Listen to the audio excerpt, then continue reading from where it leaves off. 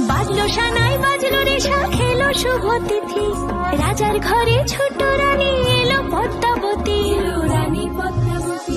রাজার আরো 6টি রানীর ছিল না সন্তান, পদ্মাবতীর কোলালোতে মিলল সমাধান। বছর যেতে জন্ম নিল 7 ছেলে 1 মেয়ে, হয় খুশির আকাশ হঠাৎ কালো মেঘে গেল ছেয়ে।